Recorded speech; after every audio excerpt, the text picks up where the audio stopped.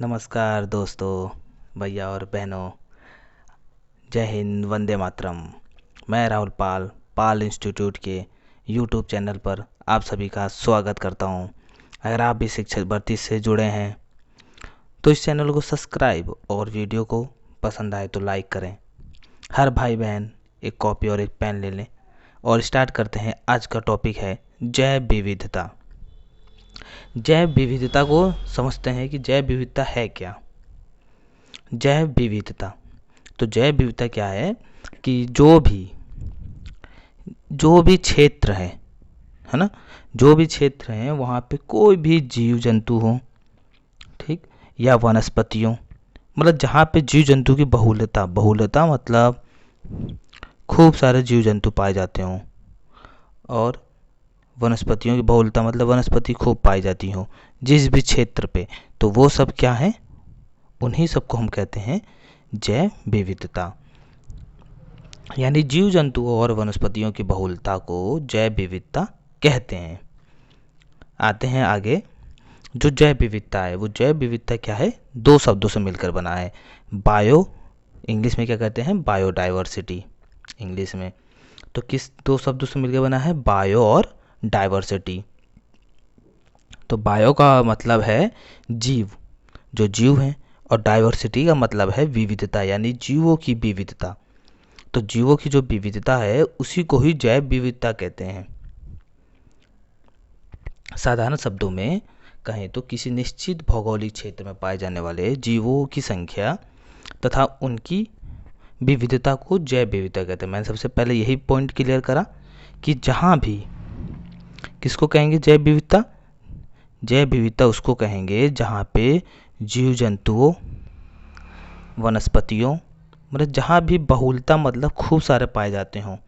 बहुलता मतलब तरह तरह के बहुत कुछ वनस्पति पाई जा रही है, यहाँ पे जीव पाए जाते हैं, यही सब तो है, इन्हीं को जैव विविधता कहते हैं। और जैव विविधता क्या है, देखो जैव विविधता जो है 1985 में, 1900 लिख लेंगे, पॉइंट नोट करेंगे, 1985 में, 1985 में क्या है, जैव विविधता शब्द आया। और ये जैव विविधता शब्द किसने दिया था, तो जैव विविधता शब्द दिया था WG रोजेन। किसने, WG रोजेन ने। लिख लेंगे, नोट करेंगे, पॉइंट टू पॉइंट नोट करते चलेंगे। आज पूरा जैव विविधता समझा दिया जाएगा, ऐसा समझा दिया जाएगा कि आपको दोबारा जैव विविधता पढ़ने की जरूरत ही नहीं पड़ेगी लाइफ में, रास्ते में या कहीं भी पेपर में। आपको बस जब भी जैव विविधता है आपको तुरंत ये याद आएगा कि जैव विविधता होती क्या है। इसके प्रश्न उत्तर भी करा दिए जाएंगे, सब कुछ के लिए आज के आज ही।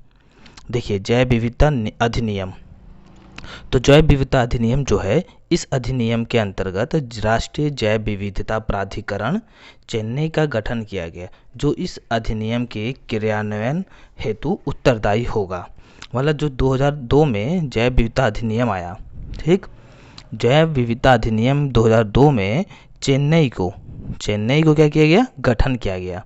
चेन्नई में ही गठन किया गया। किसका गठन किया गया, तो अंतर्राष्ट्रीय जैव विविधता प्राधिकरण का। ये भी एक सवाल पूछ लिया जाता है बार बार। आगे देखेंगे, जैव विविधता को दो भागों में, हाँ तो अब सिंपल एक चीज और लिख लेंगे, नोट करेंगे। 1986 में, 1985 बताया था अभी, अब लिखेंगे 1986 में अंतर्राष्ट्रीय समुदाय के सामने किसने पेश किया था, जो ये जैव विविधता शब्द है ये किसने पेश किया था, तो 1986 में किसने पेश किया था, तो एडवर्ड लिख लेंगे, एडवर्ड विल्सन। एडवर्ड विल्सन किसने किया था, तो एडवर्ड विल्सन ने। कब, 1996 में अंतर्राष्ट्रीय समुदाय के सामने ये शब्द पेश किया था, क्या था, जैव विविधता। और जैव विविधता सबसे अधिक कहाँ पाई जाती है, तो देखेंगे जैव विविधता जो है सबसे अधिक कहाँ पाई जाती है, ये है अपना पृथ्वी, ठीक। तो जो हमारी ये जो है बीच में 0 डिग्री अक्षांश, 0 डिग्री अक्षांश, तो 0 डिग्री अक्षांश पे ही सबसे अधिक जैव विविधता पाई जाती है। तो पूछा जाता है कि सबसे अधिक जैव विविधता कहाँ पाई जाती है। अगर ऑप्शन में 0 डिग्री अक्षांश लिखा है या विषुवत रेखीय क्षेत्र हो, या उसकी जगह उष्ण कटिबंधीय वन क्षेत्र हो, या भूमध्य रेखा हो। ये चारों में कोई भी नाम हो तो वही आप सही करेंगे। अगर 0 डिग्री अक्षांश है तो 0 डिग्री अक्षांश, उसी को कहते हैं विषुवत रेखीय क्षेत्र। फिर उसी को कहते हैं उष्ण कटिबंधीय क्षेत्र, उष्ण कटिबंधीय वन क्षेत्र और भूमध्य रेखा। जो भी नाम आ जाए वही है। और इसके साथ साथ एक चीज़ और है, वो भी नोट करेंगे कि विश्व में सबसे अधिक जैव विविधता किस देश में पाई जाती है। तो विश्व की, वर्ल्ड की बात हो रही है, वर्ल्ड में कहाँ पाई जाती है, तो सबसे अधिक जो है विविधता कहाँ पाई जाती है, किस देश में, तो ब्राज़ील में। कहाँ पे, ब्राज़ील में। एक पॉइंट हो गया क्लियर ये। अब देखते हैं, और देखिए जैव विविधता के संरक्षण को 2 भागों में विभाजित किया जाता है, और इसका अध्ययन 2 ही क्षेत्र से होता है, या तो इन सेतु या एक्स सेतु, यानी स्वस्थाने तथा बाह्य स्थाने। इन सेतु को कहते हैं और एक्स सेतु कहते हैं, है ना, यही है। लेकिन इसके कुछ चीज़ें हैं और पॉइंट क्लियर करा देते हैं इसके साथ साथ। आप ये लिख लेंगे दोनों, स्वस्थाने और बाह्य स्थाने देखेंगे। अब क्या होता है, प्रवाल भित्तियां जो पाई जाती हैं, तो प्रवाल भित्तियों को समुद्र का वर्षावन क्षेत्र कहा जाता है। पॉइंट में लिखेंगे कि प्रवाल भित्तियां जो है, प्रवाल भित्तियों को समुद्र का वर्षावन क्षेत्र कहा जाता है। विश्व की सबसे बड़ी प्रवाल भित्ति, तो विश्व की सबसे बड़ी प्रवाल भित्ति पूछेगा जब, विश्व की सबसे बड़ी, तो क्या बताएंगे, लिख लेंगे ये किसकी है, प्रवाल भित्ति विश्व की। लिख लेंगे विश्व की सबसे बड़ी प्रवाल भित्ति कहाँ है, तो विश्व की सबसे बड़ी प्रवाल भित्ति ग्रेट बैरियर रीफ। लिखेंगे ग्रेट बैरियर रीफ, लिख लेंगे ग्रेट बैरियर रीफ। एक पॉइंट और लिखेंगे साथ में, आर्द्र भूमि क्षेत्र में सर्वाधिक जैव विविधता पाई जाती है। जो आर्द्र भूमि क्षेत्र होगा, ये भी लिखा हुआ आता है, तो आपको याद होना चाहिए कि आर्द्र भूमि क्षेत्र जो है, जो वो आर्द्र भूमि क्षेत्र होगा, आर्द्र भूमि क्षेत्र, ठीक, वहाँ भी क्या है, सबसे अधिक जैव विविधता पाई जाएगी।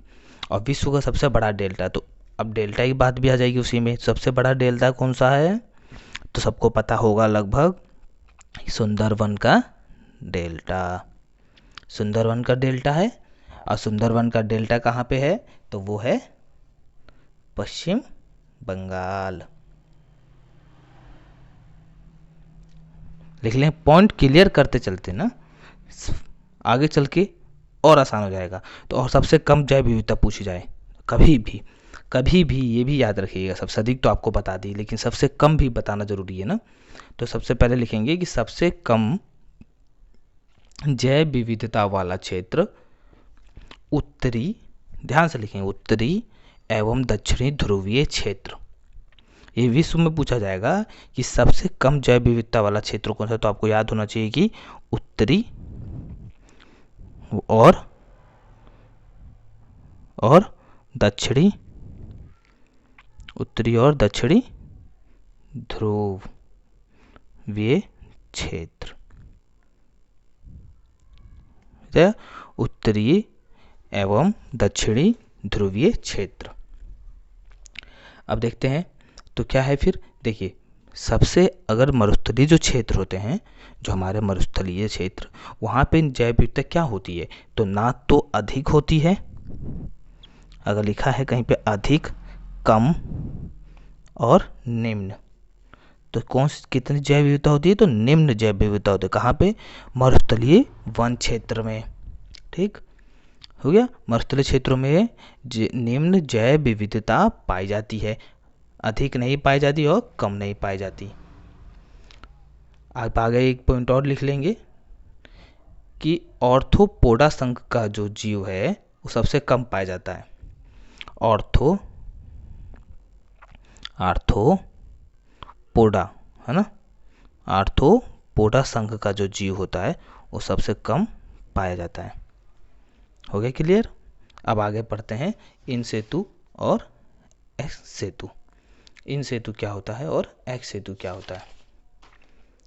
देखिए इन सेतु क्या होता है, इन सेतु ये है, इन सेतु में 100 स्थान है। इससे ये मालूम चला कि वहीं का वहीं जो भी पेड़ पौधे जीव जंतु जो जहाँ पाए जा रहे हैं उनको उसी आवास में, यानी उनकी उसी जगह पे उनको संरक्षित कर दें, उसी को हम कहते हैं इन सेतु। इन सेतु जैसे शेर पाया गया, बाघ पाया जा रहा है, तो उसको वहीं के वहीं जिस जंगल में पाया जा रहा है या जिस आवास में रह रहा है वहीं उसको संरक्षित कर दिया जाए, तो उसी को हम इन सेतु कहते हैं। देखेंगे जब पेड़ पौधों और जंतुओं को उनके प्राकृतिक आवास में ही संरक्षित रखा जाता है तो इस प्रकार का संरक्षण इन सेतु संरक्षण कहलाता है। इसमें जैव विविधता के सभी स्तर सुरक्षित एवं संरक्षित होते हैं। हाँ, उसके उदाहरण क्या लिखेंगे, जैसे राष्ट्रीय उद्यान, जो राष्ट्रीय उद्यान होते हैं, ठीक, वन्य जीव आरक्षित क्षेत्र, ठीक, पक्षी अभ्यारण्य, वन्य जीव अभ्यारण्य, बायोस्फीयर रिजर्व, जीव आरक्षित क्षेत्र, उपवन आदि।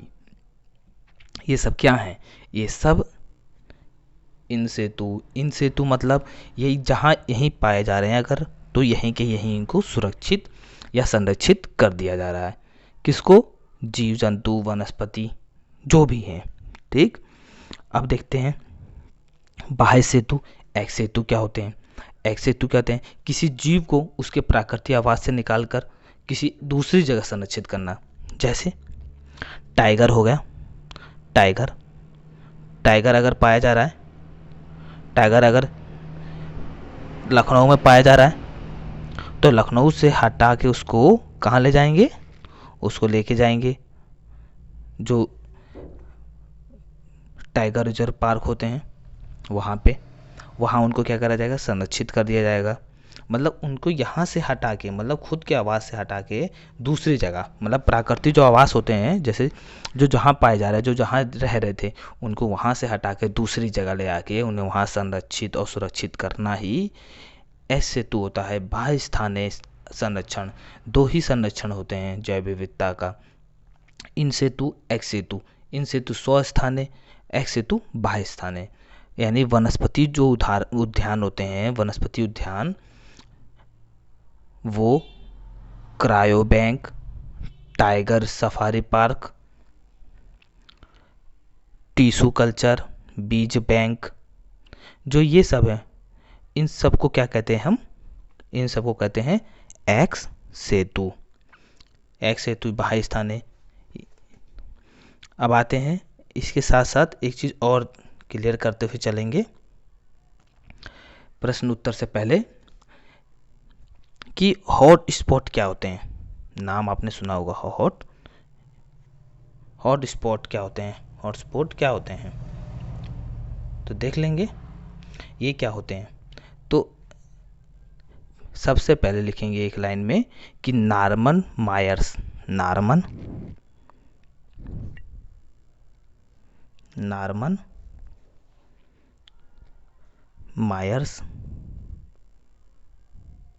जो नॉर्मन मायर्स हैं, इन्होंने सबसे पहले दिया था हॉट स्पॉट का नाम। हॉट स्पॉट का नाम किसने दिया था, तो हॉट स्पॉट का नाम नॉर्मन, लिखेंगे है ये, नॉर्मन मायर्स ने दिया था। ऐसा कोई क्षेत्र जहाँ सर्वाधिक जैव विविधता भी ज़्यादा हो और क्षय भी ज़्यादा हो, मतलब ऐसा क्षेत्र ये जो है, इस क्षेत्र में मतलब सबसे अधिक जैव विविधता भी पाई जा रही है, सबसे अधिक वनस्पति, सबसे अधिक जीव जंतु की बहुल्यता है, और साथ ही साथ क्षय भी ज़्यादा हो रहा है इनका, मतलब ख़त्म भी जल्दी हो, जल्दी समाप्त हो रहे हैं। तो इसी को क्या कहा गया, हॉट स्पॉट। इसी को क्या कहा गया, हॉट स्पॉट।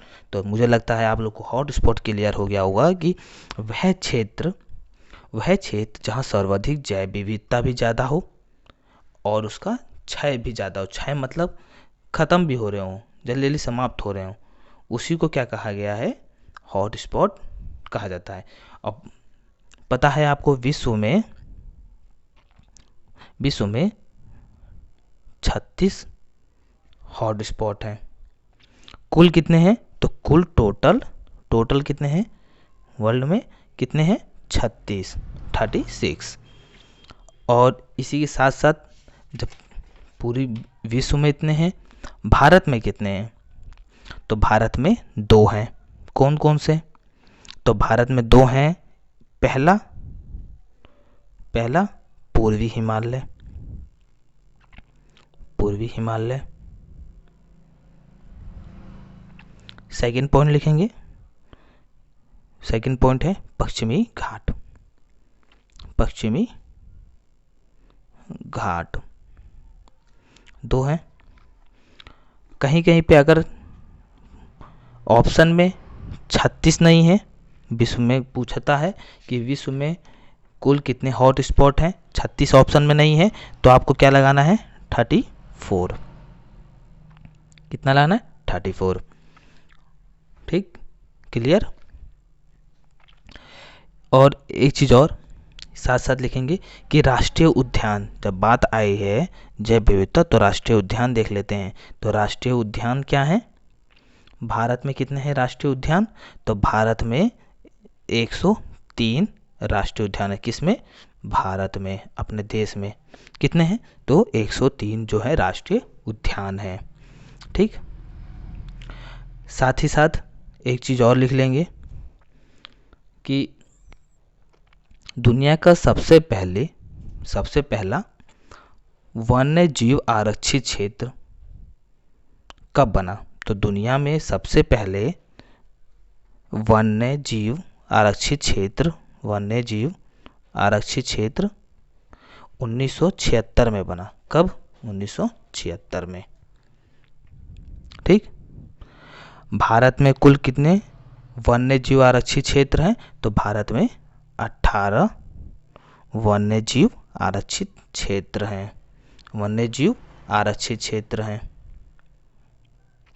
ये क्लियर होते जा रहा है पॉइंट टू पॉइंट।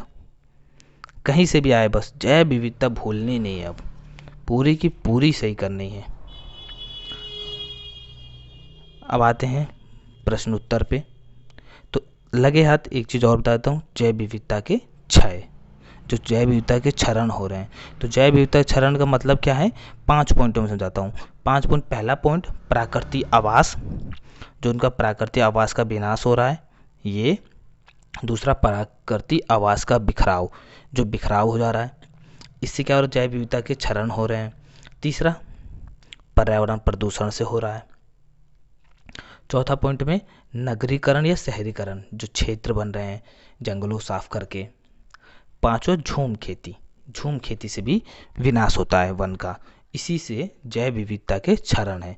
5 पॉइंट बताया। पहला प्राकृतिक आवास का विनाश, दूसरा प्राकृतिक आवास का बिखराव, तीसरा पर्यावरण प्रदूषण, चौथा नगरीकरण या शहरीकरण कह लीजिए, पांचवा झूम खेती। अब आते हैं प्रश्न उत्तर पे। तो बहुविकल्पीय प्रश्न में क्या है? जैव विविधता का संरक्षण निम्न में किसके लिए महत्वपूर्ण है? तो इसे थोड़ा सा छोटा कर लेते हैं। किसके लिए है? तो ऑप्शन में देखेंगे, जैव विविधता का संरक्षण निम्न में किसके लिए महत्वपूर्ण है? तो मैंने बताया था कि जीव जंतु सभी के लिए, तो इसका मतलब सभी जीवधारियों के लिए। क्लियर।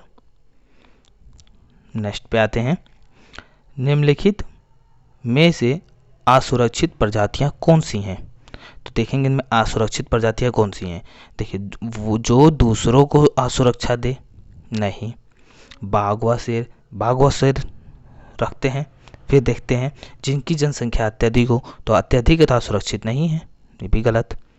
तो देखो, अब बताएं जिन प्रजातियों के लुप्त होने का खतरा है, तो सबसे अधिक तो लुप्त होने का खतरा है, यही हो जाएगा क्या? असुरक्षित प्रजातियां कौन सी हैं? जिन प्रजातियों के लुप्त होने का खतरा है।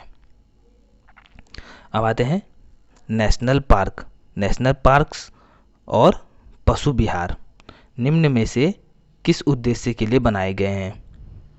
तो ऑप्शन देखते हैं कि नेशनल पार्क और पशु विहार किसके लिए बनाए गए हैं। तो देखेंगे मनोरंजन, पालतू जीवों के लिए, शिकार के लिए, संरक्षण के लिए, किसके लिए बनाए गए हैं? तो सोचेंगे, बताएंगे किसके लिए बनाए गए हैं। तो बताइए, मैंने बताया था कि कभी भी नेशनल पार्क हो गए या पशु विहार हो गए, वो किस लिए बनाए जाते हैं? तो संरक्षण के लिए। तो देखेंगे क्या है, संरक्षण के लिए। अब आते हैं अगले पे। तो जैव विविधता समृद्ध क्षेत्र है।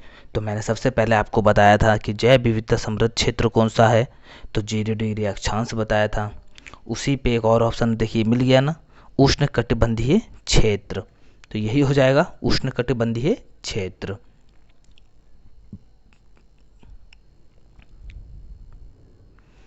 निम्न में से किस देश में पृथ्वी सम्मेलन हुआ? तो पृथ्वी सम्मेलन सबसे पहले ब्राज़ील में हुआ। कहाँ पे हुआ?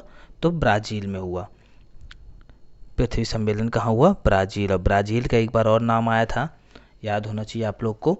मैंने बताया था ब्राज़ील का नाम कब दिया था, सोचिए, थोड़ा सा रिकॉल करिए कि ब्राज़ील का नाम दिया था मैंने, विश्व में सबसे अधिक जैव विविधता किस क्षेत्र में या किस देश में पाया जाता है? तो ब्राज़ील था। ठीक, आगे देखते हैं। किस, अब बहुविकल्पी नहीं है, अब प्रश्न उत्तर है, सिर्फ उनके आगे लिखते रहें, नोट्स में लिखेंगे। किसी पारिस्थितिकीय तंत्र के संतुलन की मापक इकाई है। तो मापक इकाई क्या है? वो है प्रजाति। आगे लिखेंगे, अब बड़ा कर लेते हैं थोड़ा सा। विश्व में कृषि सहयोग के हिसाब से भारत कौन से स्थान पर है? तो भारत क्या है? 7वें स्थान पे है। आगे देखेंगे, विश्व में कुल कितनी जैव विविधता तप्त स्थल यानी बायोडाइवर्सिटी हॉट स्पॉट हैं?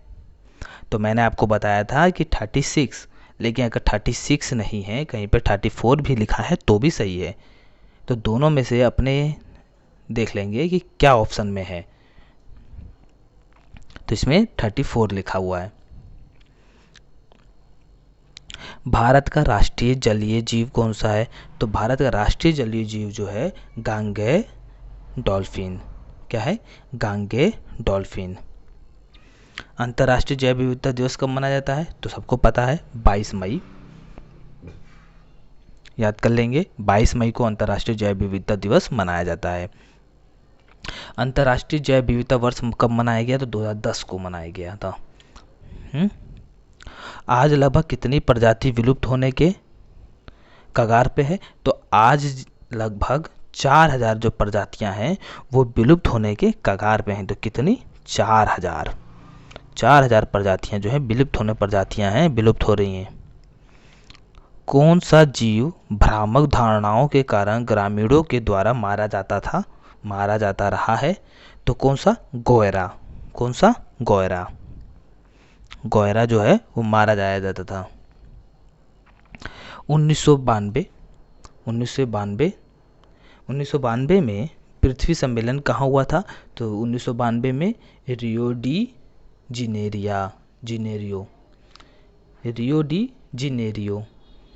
ठीक, फिर लिखेंगे वैज्ञानिक पृथ्वी पर पाए जाने वाले, जो वैज्ञानिक हैं पृथ्वी पर पाए जाने वाले कितने प्रतिशत प्रजातियां पहचान पाए हैं? तो अभी तक सिर्फ 7% पहचान पाए हैं। जो पृथ्वी पाई जाती हैं प्रजातियां हैं उनमें 7% बस। ऐसे क्षेत्र जहां बहुत अधिक जैव विविधता पाई जाती है तो उन्हें हम क्या कहते हैं? तप्त स्थल। लिख लेंगे पॉइंट में, तप्त स्थल। विश्व में किस वर्ष में विश्व प्राकृतिक संरक्षण संघ का गठन हुआ? तो कब हुआ था? 1968 में। कब हुआ था? 1968 में।